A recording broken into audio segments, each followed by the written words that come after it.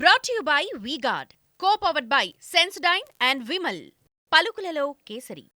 బిడ్డ నెక్స్ట్ వచ్చేది మా ప్రభుత్వమే. ఇక్కడ రామరాజ్యం మోడీ రాజ్యం వస్తుంది.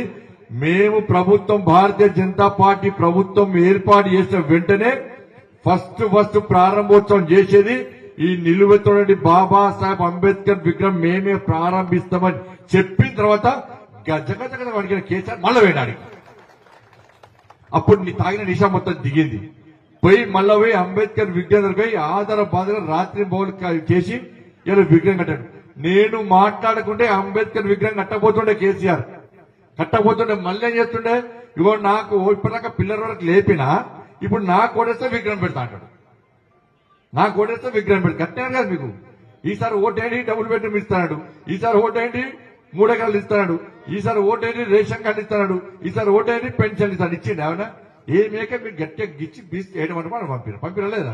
ఇలా అంబేద్కర్ విగ్రహం పెట్టించినాక ఒక్కసారి ఆలోచన. అంబేద్కర్ మనకు ఆదర్శపుత్రుడు, మనకు స్ఫూర్తి మనకు. కానీ ఈ రాజకీయ పార్టీలన్నీ కూడా అంబేద్కర్ ను రాజకీయంగా వాడుకుంటే తప్ప, అంబేద్కర్ పేరు చెప్పి మన ఓట్ల కోసం వాడుకుంటే తప్ప ఏ రోజు అంబేద్కర్ గురించి ఆలోచించలేదు. అరే అంబేద్కర్ గారి జయంతి వర్ధంతి అయితే ఎప్పుడన్నా కేసీఆర్ వచ్చిండా? ఇప్పుడు వచ్చిండా కేసీఆర్? వచ్చిందా? అంబేద్కర్ వర్ధంతి కాడు. అంబేద్కర్ గంట కండ కౌరం తలకాకి ఎక్కింది అప్పుడు నాకు. గంట కౌరం పెద్దోడు కదా, అంబేద్కర్ గురించి ఎందుకు ఆలోచిస్తాడు? మరి తెలంగాణ రాష్ట్రంలో దళిత సంఘాలు ఎందుకు ప్రశ్నించలేకపోయినాయన్నా? ఇలా ఇంకోరు ఎవరన్నా అంబేద్కర్ వర్ధంతికి జయంతికి రాకుండా దళిత సంఘాలు ఒప్పుకుంటాయన్నా? దళితులు ఒప్పుకుంటారా? మరి కేసీఆర్ ఏ రోజు అంబేద్కర్ వర్ధంతికి రాలే, ఏ రోజు అంబేద్కర్ గారి జయంతికి రాలే, అంబేద్కర్ గారికి గొప్పగా ఎప్పుడు చెప్పలే. ఎన్నికలు వస్తాయంటే అంబేద్కర్ జయంతికి వస్తాడు, ఎన్నికలు వస్తాయంటే అంబేద్కర్ గారు వర్ధంతికి వస్తాడు. అవునా కదా? మరి ఏ దళిత సంఘాలు ప్రశ్నించాలి అలా? అరే అంబేద్కర్ రచించిన రాజ్యాంగాన్నే మార్స్తాడు. అంబేద్కర్ రచించిన రాజ్యాంగాన్నే మార్చాలంటే ఈ దేశంలో ఏ రాజకీయ పార్టీ ప్రశ్నించలే కేసీఆర్ ను, ఏ దళిత సంఘాలు వ్యతిరేకించలే కేసీఆర్ ను.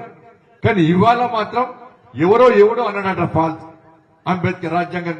భారతీయ జనతా పార్టీ అంబేద్కర్ గారికి రాజ్యాంగాన్ని గౌరవించేదే, అంబేద్కర్ గారి రచించిన రాజ్యాంగానికి అనుగుణంగా ఈ దేశాన్ని పాలించేదే భారతీయ జనతా పార్టీ ప్రభుత్వం, నరేంద్ర మోడీ గారి ప్రభుత్వం. నరేంద్ర మోడీ గారిని మీరు అందరు ప్రధానమంత్రి చేసిన తర్వాత పార్లమెంటు లోపలికి పోయి ఏం మాట్లాడిండు? నేను ఇవాళ ప్రధానమంత్రిని అవుతున్నా అంటే, నేను ఎంపీని అయినా అంటే నాకు అంబేద్కర్ గారు పెట్టిన భిక్ష వల్లనే నేను ఈ రోజు ప్రధానమంత్రి అయినా. నాకు అంబేద్కర్ పెట్టిన భిక్షనే తప్ప వేరే కాదని చెప్పి అంబేద్కర్ గారి గొప్పతనాన్ని చూపెట్టినటువంటి వ్యక్తి నరేంద్ర మోడీ గారు. ఇలా మీరు నమ్మరకు అంతకుముందు ఇలా మోడీ గారి ఆలోచన అదే. ఇలా దళితులు ఉద్యోగాల కోసం వెతుకునే స్థాయికి పోదు, దళితులు ఉద్యోగం ఇచ్చే స్థాయికి రావాలని చెప్పి దేశం మొత్తంలో ప్రతి సంవత్సరం 1,25,000 మందిని పారిశ్రామికవేత్తలుగా మారుతున్న ప్రభుత్వం నరేంద్ర మోడీ గారి ప్రభుత్వం. ఎట్లా అంటే ప్రతి సంవత్సరము 5 కోట్ల వరకు ఎలాంటి షూరిటీ లేకుండా రుణాలు ఇస్తున్నాం.